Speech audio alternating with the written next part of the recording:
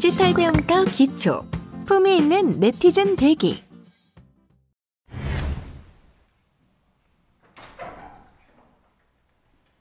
언니, 어서 와. 나 오늘은 현명이 여사의 조언이 필요해. 앉아. 명주야, 무슨 일이야?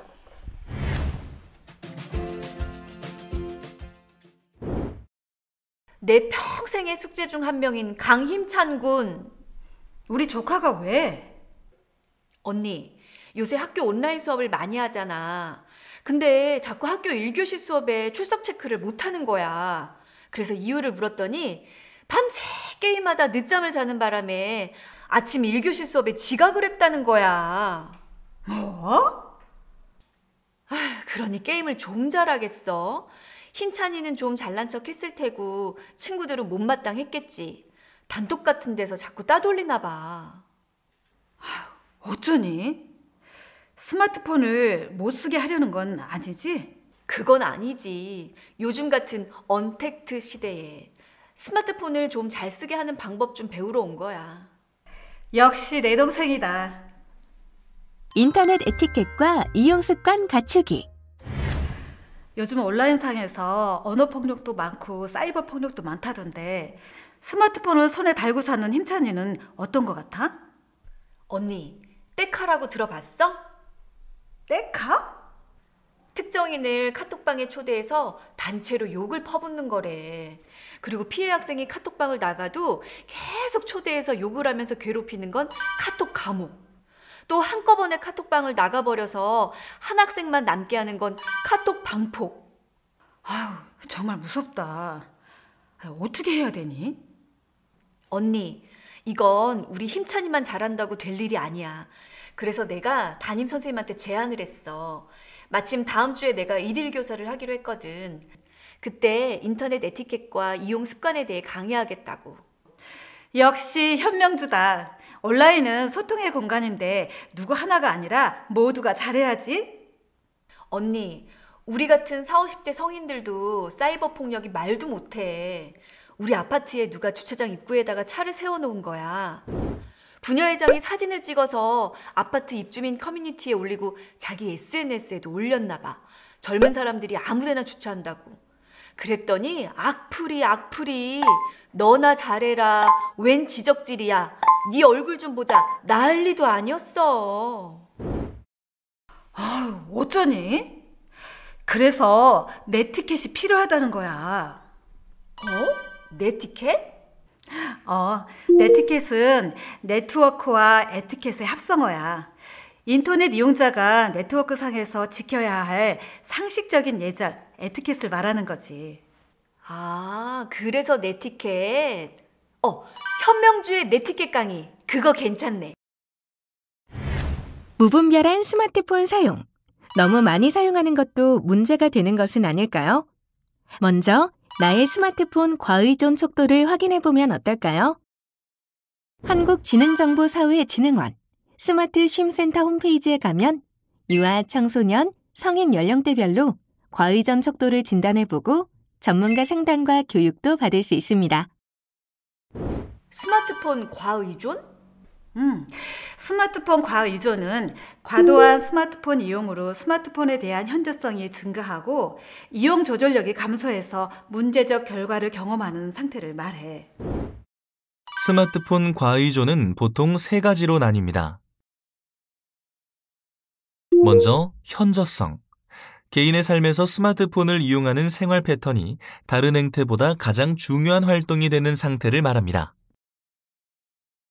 다음은 조절 실패. 이용자의 주관적 목표 대비 스마트폰 이용에 대한 자율적 조절 능력이 떨어지는 것을 의미합니다. 마지막으로 문제적 결과. 스마트폰 이용 때문에 건강에 문제가 생긴 적이 있고 업무나 학업 수행에 어려움이 있으며 사회관계에서 갈등을 경험하게 되는데도 스마트폰을 지속적으로 이용하는 상태를 말합니다. 스마트폰은 원하는 정보와 컨텐츠를 언제 어디서나 이용할 수 있는 매우 유용한 도구지만 잘못된 습관으로 인해서 과의존 같은 부작용을 가져올 수 있다는 걸 강조해야지. 그러면서 우리가 왜 인터넷 예절, 그러니까 네티켓을 지켜야 하는지 얘기를 풀어나가면 되겠네.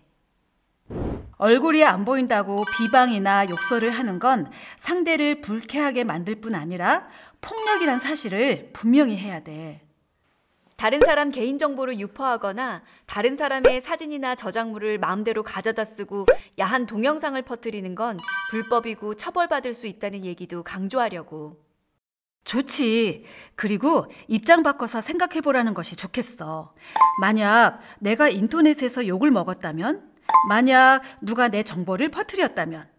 만약 누가 내가 올린 사진이나 글을 자기 것인 양 가져다 쓰면 어떨지 생각해보라고 하면 답이 나올 것 같아. 그거 내가 힘찬이에게 한 말인데 사실 얼마 전에 익명 게시판에 엄청 악플을 달더라고. 그래서 속상해하는 힘찬이에겐 좀 안 됐지만 아무 생각 없이 악플 달고 욕하는 게 상대한테는 너무 힘든 일이 된다고 얘기했거든. 뭐 잘못했단 말은 안 하지만 생각은 좀 하는 것 같더라고. 잘했네. 이번 일이 힘찬이에게 네티켓을 갖추는 계기가 됐으면 좋겠다. 고마워 언니. 현명 자매가 뭉치니 천하무적이네? 네티켓 10계명은 다음과 같습니다. 항목을 살펴보세요. 1. 가상 공간에서 만나는 상대방이 나와 같은 사람임을 기억하여야 합니다. 2. 실제 상황에서 적용된 것과 같은 기준과 행동을 고수하여야 합니다. 3. 현재 자신이 어떤 곳에 접속해 있는지 알고 그곳 문화에 어울리게 행동하여야 합니다. 4. 다른 사람의 시간을 존중하여야 합니다. 5. 온라인에서도 교양 있는 사람으로 보이도록 해야 합니다. 6. 전문적인 지식을 공유하여야 합니다. 7. 논쟁은 절제된 감정 아래 행하여야 합니다. 8. 다른 사람의 사생활을 존중하여야 합니다. 9. 당신의 권력을 남용하지 말아야 합니다. 10. 다른 사람의 실수를 용서하여야 합니다. 다음은 메신저를 사용할 때 지켜야 할 원칙입니다. 내용을 살펴보세요. 1. 다른 사람의 명예를 손상하지 않기. 2. 음란물을 게재하거나 음란 사이트 링크하지 않기. 3. 다른 사람의 저작권 침해하지 않기. 4. 공공질서를 어지럽히는 내용 유포하지 않기. 5. 다른 사람의 개인정보를 수집하거나 공개하지 않기. 6. 수치심이나 혐오감을 일으키는 표현 올리지 않기. 사이버 폭력 이해하기. 스마트폰 과의존과 네티켓에 대해 기본적으로 알아봤으니까 사이버 폭력에 대해 얘기를 하면 좋을 것 같은데? 나도 같은 생각이야. 사이버 폭력이란 무엇인지 구체적으로 예를 좀 들어주고 예방하는 방법 정도로 마무리하려고. 사이버 폭력 경험자 통계도 들어가면 좋겠다. 성인들의 절반 이상이 사이버 폭력 경험자라잖아. 그것도 괜찮겠다. 언니, 네티켓 강의 후에 애들이랑 토론을 좀 하려고 해. 그리고 사이버 폭력에 관한 건 동영상으로 만들어서 나중에 스마트폰으로 볼 수 있게 하면 어떨까 싶은데. 괜찮겠다. 스마트폰으로 이런 교육 프로그램 시청하는 경험도 하고. 그래서 말인데 여기 디지털 배움터 카페에서 촬영을 좀 해도 될까? 물론이지.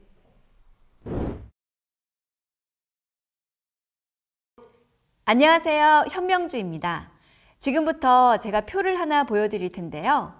학생의 4분의 1 이상, 성인의 절반 이상이 경험한 이것은 무엇일까요? 네, 2019년 방송통신위원회 조사에 따르면 성인 중 54.7%, 학생의 26.9%가 사이버 폭력을 경험했다고 합니다. 아마 지금은 더 늘었을 것도 같은데요. 사이버 폭력이란 무엇일까요? 사이버 폭력, 사이버 불링이라고도 하는데요. 사이버 공간에서 예의를 갖추지 않고 상대를 공격하거나 괴롭히는 것을 말합니다.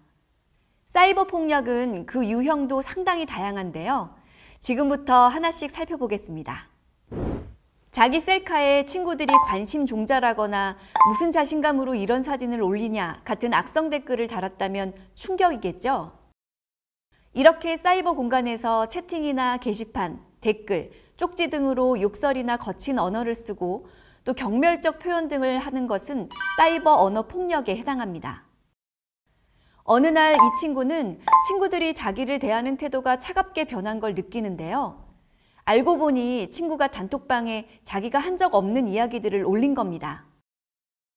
사실 여부와 관계없이 다른 사람의 명예를 훼손하는 글을 온라인에 올려 아무나 보게 하는 이런 행위, 사이버 명예훼손입니다.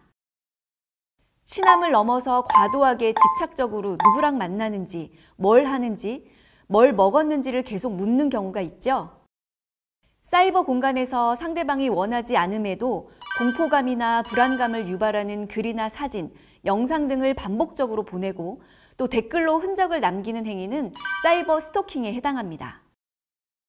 사이버 공간에서 성적 비하나 욕설 등 성적 불쾌감을 느낄 수 있는 내용을 올려놓거나 음란한 동영상, 사진을 퍼뜨리는 행위는 분명한 사이버 성폭력입니다.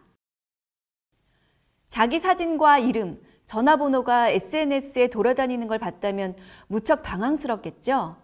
이렇게 신상정보나 개인의 사생활 등을 SNS에 언급하거나 유포하는 행위는 신상정보 유출입니다. 자기 이름을 딴 안티카페가 개설됐다면 어떨까요? 인터넷 대화방이나 스마트폰 메시지 등에서 누군가를 따돌리는 행위를 사이버 따돌림이라고 합니다. 사이버 폭력의 대표적 유형은 지금까지 살펴봤던 사이버 언어 폭력, 사이버 명예훼손, 사이버 성폭력, 사이버 스토킹, 신상 정보 유출, 사이버 따돌림입니다. 여러분 중 누군가는 이런 일을 당했다는 얘기도 들었을 테고 또 누군가는 별 생각 없이 장난으로 동조한 적도 있을 겁니다. 그런데 만약 본인이 이런 일을 당했다면 어떨까요? 사이버 폭력은 장난이 아닙니다. 엄연한 범죄 행위로 처벌을 받습니다. 그런데 한 번만 생각해보면 어떨까요? 만약 내가 사이버 폭력을 당한다면 아무리 사이버상이라도 쉽게 그런 폭력을 행사하진 않겠죠?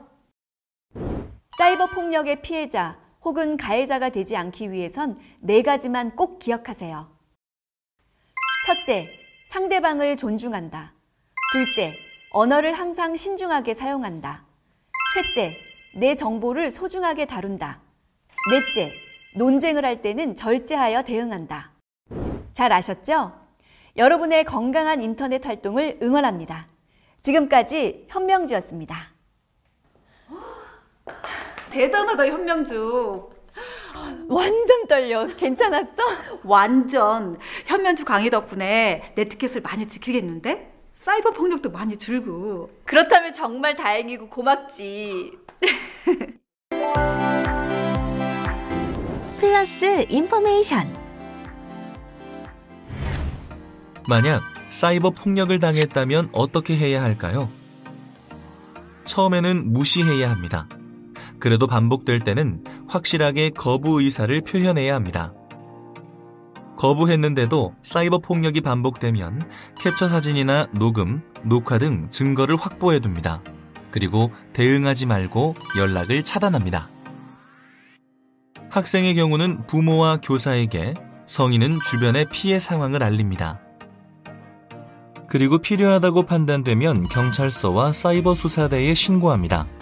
경찰청 사이버수사국, 국번 없이 182나 피사 개인정보 침해 신고센터, 국번 없이 118로 연락하시면 됩니다. 무엇보다 중요한 것은 신체적, 정서적으로 안정되도록 노력하는 겁니다. 청소년을 위한 사이버 폭력 상담 방법은 아주 다양합니다. 전화 상담은 1388 혹은 110으로, 휴대전화는 지역번호 더하기 1388이나 110으로 연결하면 됩니다. 온라인 상담도 마련되어 있는데요. www.cyber1388.kr에 상담을 올리시면 24시간 이내 답변이 오고요. 1:1 채팅 상담도 가능합니다. 문자 상담도 가능한데요. 문자 보내기에서 수신자 번호에 샵 1388을 쓰고 고민을 전송할 수 있고요. 페이스북 www.facebook.com/masul1388에서도 상담 가능합니다. 모바일 카카오톡 플러스 친구에서 샵 1388과 친구를 맺어도 상담 가능합니다. 사이버 폭력, 피해자가 아니라 가해자의 잘못입니다. 혼자 고민하지 마세요. 이것으로 품위 있는 네티즌 대기 학습을 마치겠습니다. 감사합니다.